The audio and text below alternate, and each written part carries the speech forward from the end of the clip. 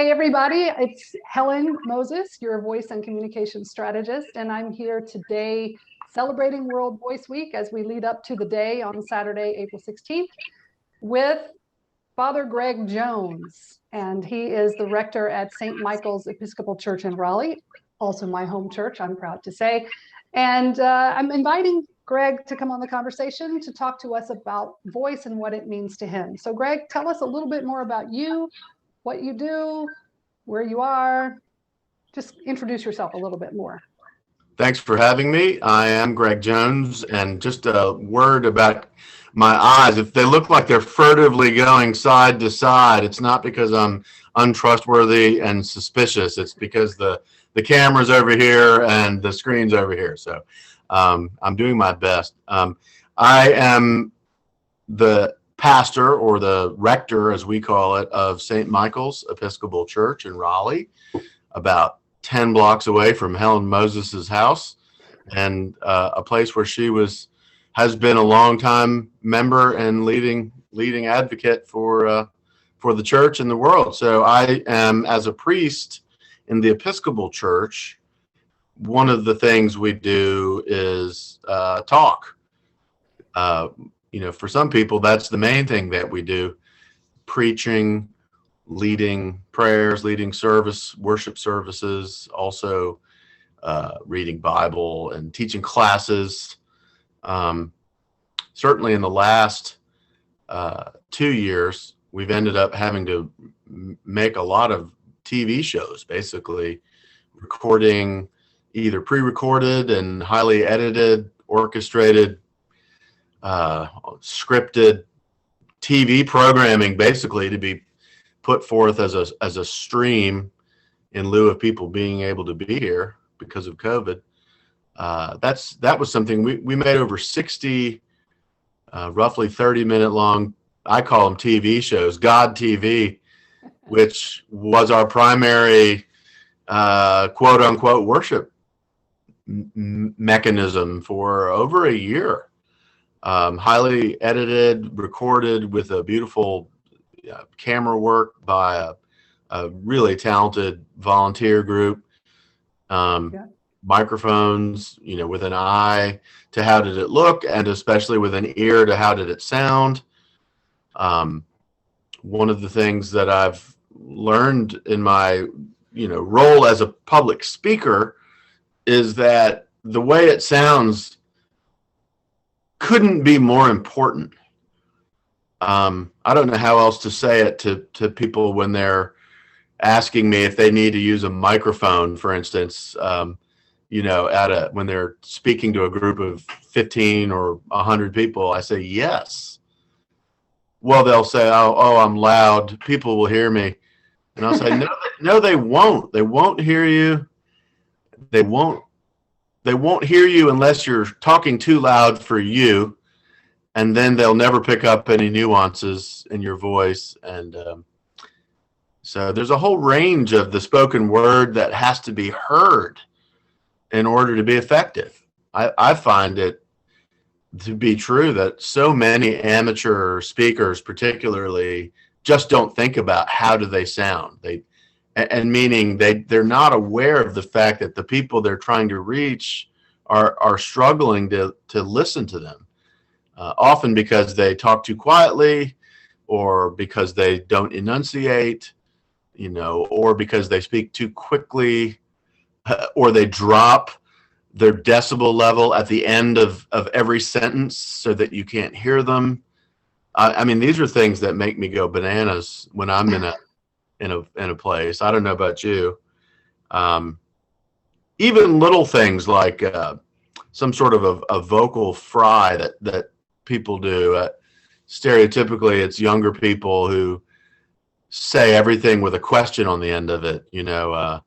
That's the upspeak. Do you know what I mean? Yes. Isn't that right? And funny little verbal tics like that make it into public speaking just don't work.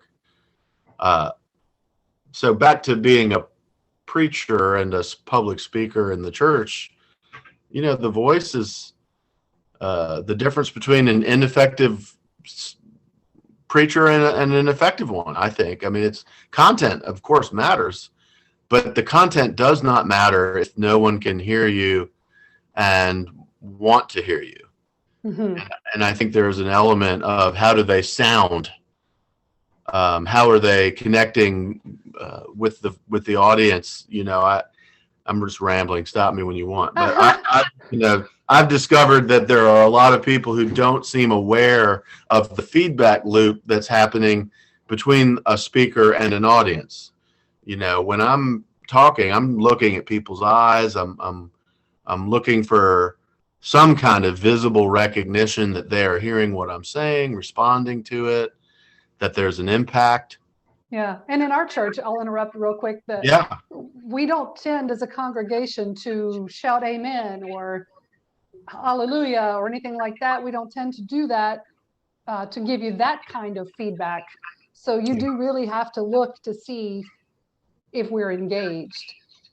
Yeah, and Episcopalians do a great job of pretending like they're not being impacted by something. So, they'll sit there frozen-faced as if they're playing poker. But, I do find being somewhat humorous is helpful, because if they're laughing a little, that at least tells you they're listening a little. And, you pick up the cues. It's really more about knowing that you need to do that. You're not just up there and then you hit play and then you blabber on until it's over. You're in a relationship with your audience, even if they're not saying anything. Your monologue is still happening as if it's dialogue, if that makes any sense. Is there anything that you do as you're preparing a sermon, is there anything that you do to think about how you're going to deliver it, or does it at this point come naturally to you? Yeah, that's a good question. I mean, I do, after 25 some years of doing it, kind of know how I do it. So when I write a sermon, I'm writing it as if it's a speech, not as if it's an essay. I am writing dialogue with one person, so it's a scripted speech, not a essay. This is not prose.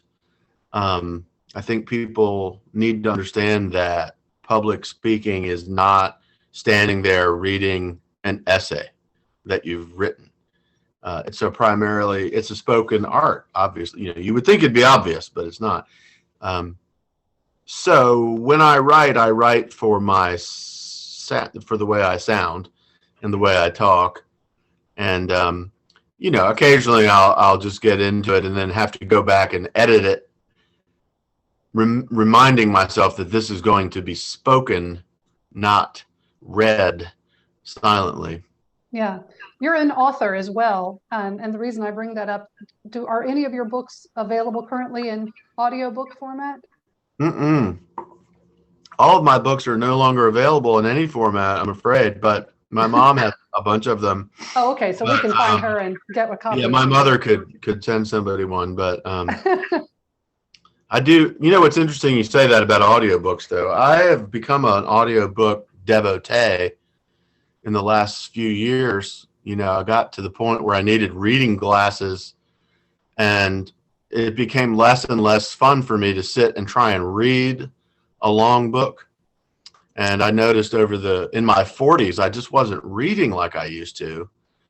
And then when I just decided to own it and subscribe to Audible, now every time I'm on a walk or in the car, I'm listening to a book almost 100% of the time. And since the pandemic, the last 2 years, I've listened to, more books than I probably have ever read in any 2-year period in my life. And, so it's nice that that's becoming a popular way for people to access things. And just going back to your sermons, to me, one of the reasons I almost always enjoy your sermons as much as I do, I'm just kidding, is that the way you sound when you preach is very similar to the way you sound right now. It's very conversational, not very formal, but yet you do have a way of engaging people with your voice. And that's something that I think a lot of people ask me, is that natural? Does that come naturally, or can you learn it? And I say yes, because both are true. And you tell us, though, about your voice in other roles that you have as a pastor or priest or rector, all those different names. What else is important for your voice in your work?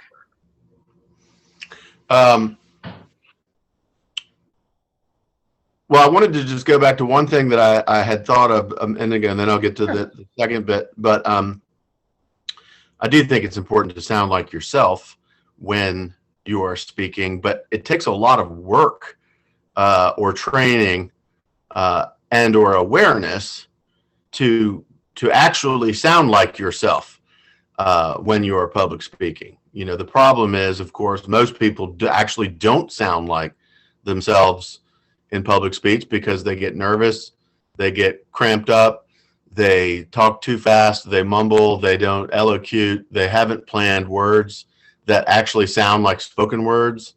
And so now they're forcing themselves into a pretzel of reading something they've written that doesn't sound like anything anyone ever said. And they're now all bound up, and that's why so much of it's awkward. But you know, I think on a higher plane, now unrelated to all that, in the biblical tradition of Judaism and which Christianity picks up in Jesus and then carries on, in this ancient tradition, the word of God is a thing spoken before it's ever a thing written. You know, in the beginning, the Word was with God, and the Word was God. And then what does it say in Genesis 1? It says, and then there was like a wind that God breathed over the formless void, and creation began. So in the very first couple sentences of the Jewish and Christian scriptures, it's all about the spoken word. In fact, the whole of creation comes to exist because God spoke it out loud, which, you know, gives me goosebumps to think about. But, you know, a word is many things. A word is an idea that's in your head. A word could be a thing that you write down on a piece of paper. But the fullest expression of a word is when you say it with your mouth, you know, when you speak it. And so I think that's a huge part of our theology in the Jewish Christian tradition, that the word is a thing spoken, the word is a thing heard. And when people speak and hear, then the Spirit communes between them. You know, this is why Jesus said, whenever 2 or 3 are gathered together in my name, I will be in the midst of them. Whenever the 2 or 3 are gathered in his name, they're talking and listening. And that's where God is. And that's actually based on an old rabbinical saying, same thing. Whenever 2 or 3 gather to speak the word, God's glory rests on them. So that's, I think that undergirds everything. So speech is not just a little thing. It's the first thing. Mm-hmm. That's deep. Yeah, it is deep. I thought you needed some depth. And then, you know, I think being a pastor and a priest, you know, you do talk to people in tough times. You know, generally are listening more than talking. Mm-hmm.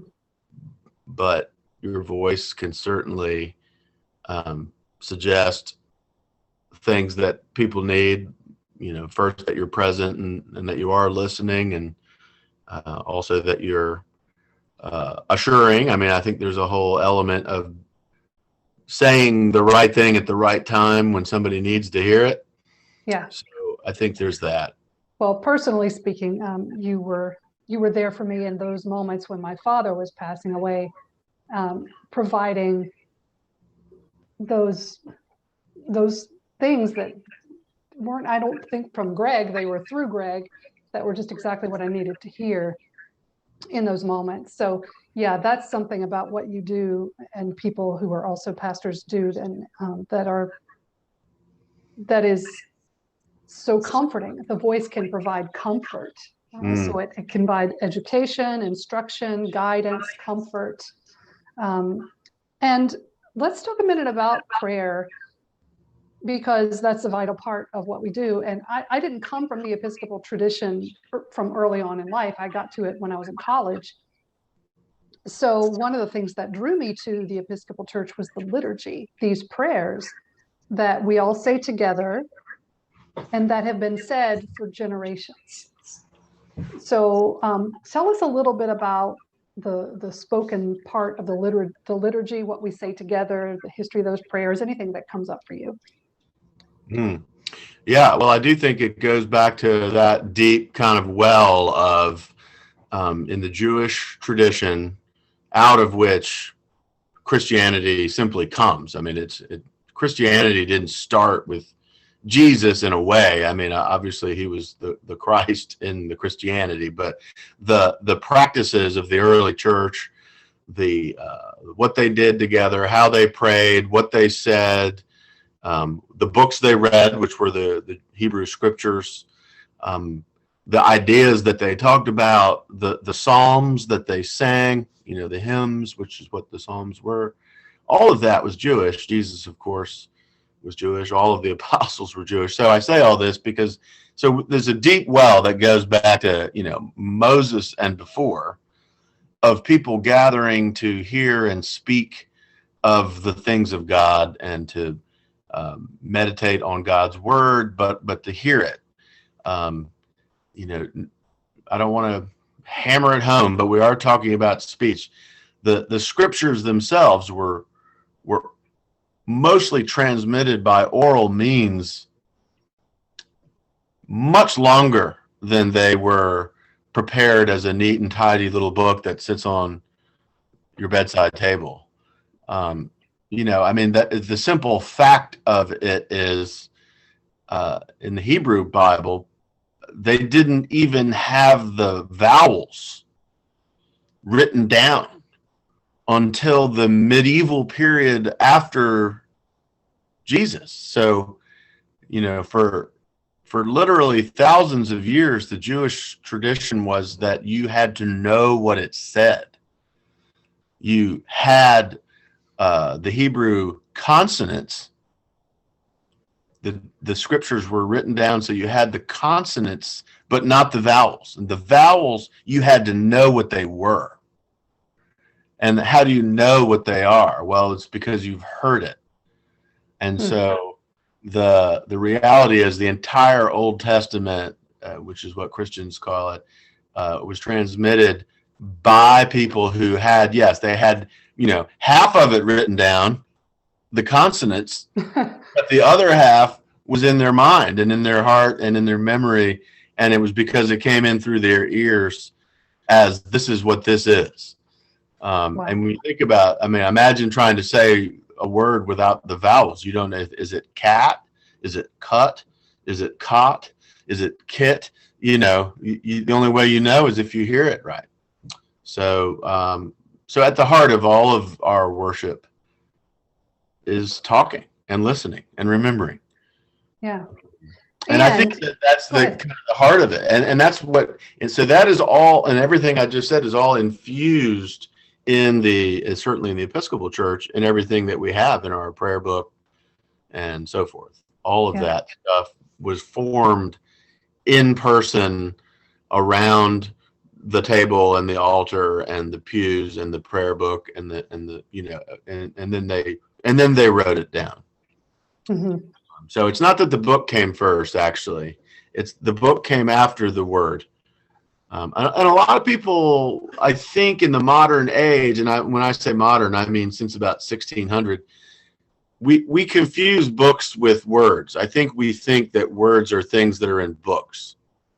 And the reality is books are where words are written down, but where words begin is in your mouth and in your ears. So yeah, and I like to say in your heart. They go even further. I talk about the voice as a vehicle from getting your message from point A to point B. And I also like to encourage people to think of point A, not just your mouth, but your heart. And point B, and this is where what you do so well in your sermons, is not just getting to a listener's ears, but getting all the way to their heart too. It's like heart-to-heart communication.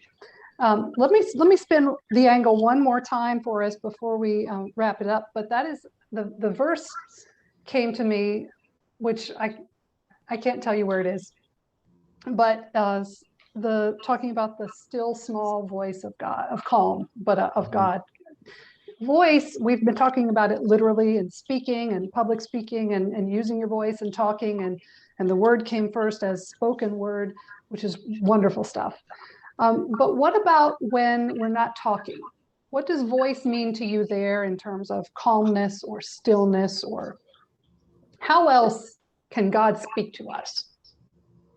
Yeah, well, it's interesting. I suppose, there are, you still have a voice even when you're nonverbal, and, in other words, there are many people for all kinds of reasons who don't speak, can't speak, as well as, and when you think about it, creatures, great and small, don't use what we would call words, but they certainly have voice. And of course, then there's just the still small voice of God. This is the great conundrum of the faith for many of us. Is we, on the one hand, we have this religion of so many words, the whole Bible and sermons and people blathering on, and yet, much of the time we don't hear anything from God, or if we do, it didn't come as words. It came as feelings or flashes of insight, or almost like a burst of awareness, but hard to put your mind around giving that voice. Giving those words. So almost a pre-verbal voice is what we are talking about, or a post-verbal. You actually think about it, if you don't mind me going deep again, but human beings existed for a long time before they could say anything. Human beings existed for probably the better part of a million years before there was certainly any language that we know of. And yet they still communicated and still had voices. Yeah. I think in terms of the still small voice of God, it's true. It's just it's something that you feel and perceive and hear and know, and you're not entirely sure what it is. And sometimes it is almost like no words, but it's just a sound or a feeling. Mm-hmm. I'm not a Buddhist, but I get this idea that, when one thinks about the sounds of meditation, people focus maybe on one word or as a mantra, or even just a sound. That's all vocal. Mm-hmm. Yeah, it is. And here's a very the last question I'm going to ask you is, what would you do if you couldn't speak? How would you continue your work? I would curse a lot more because I'd get away with it. But yeah, that's a great question. I would write. In my case, I would take what I can't say with my mouth and write it down. That would probably be the first thing that comes to mind. Mm-hmm. And I could do a lot of what I do from a visual standpoint. I could celebrate the Eucharist, for instance, by, because so much of it is a visual act of raising the bread and the wine and using gestures. I might become a bit more histrionic in my gestures, but it would be hard to say things to people off the cuff, but I could certainly be present and listen with people. Mm-hmm. And then write down something that they might want to hear me say. Yeah, it's a cool exercise to think about. Thanks. Well, I'd like for people to think about that, because we're not guaranteed that our voice will be here. There's another interview this week with someone who works with people who have lost their ability to communicate due to brain injury or stroke. from my background as a speech therapist. So it's important to me, and especially as we are talking about World Voice Day and celebrating people's voices, that we talk about how fragile it is, how valuable it is for each person. And I think you have really helped me to illuminate that today. Fascinating. Yeah. Yeah. So before we go then, first of all, do you have anything else anything that our conversation has illuminated for you? Well, just that mental thought of what would it be like to not be able to vocalize that which I do. That really is, that's great food for thought. So I appreciate that. Yeah, you're welcome. And in celebration of World Voice Day, about taking care of the voice, there are lots of things that we can all do for taking care of the voice. And drinking water is a good thing. But do you have any other things that you do to take care of your voice? Yeah, it's funny. I guess I know a lot of people who have great voices. It's really more of a question of will they have a great voice for a long time. Winston Churchill sounded great, and I think he drank 52 gallons of liquor a day and smoked 500 cigars a week. So, but maybe he would have sounded great for longer if he hadn't. I don't know. Yeah. Yeah, I don't do anything. I don't shout a lot. Yeah. Well, that's good. Yeah. That's a good tip. Don't shout a lot if you want to take care of your voice. I don't inhale things that hurt my throat, and I think that's all common sense stuff. I'm not sure. I don't know enough about the physiognomy of whether or not using your voice strengthens it, as in terms of as a muscle, the muscles involved. Yeah, over time it certainly does if you use it well and you don't use it habitually in an abusive way. And I'll be talking more about that with another person I'll be interviewing, and you can tune in and find out. But it is good to use it and not lose it, to use it while we can, and to speak from heart to heart. And I think you and St. Michael's is an excellent example of people using their voices in a very effective and meaningful way on a regular basis. So let me just then invite you to tell us and the people watching if they wanted to learn more about St. Michael's.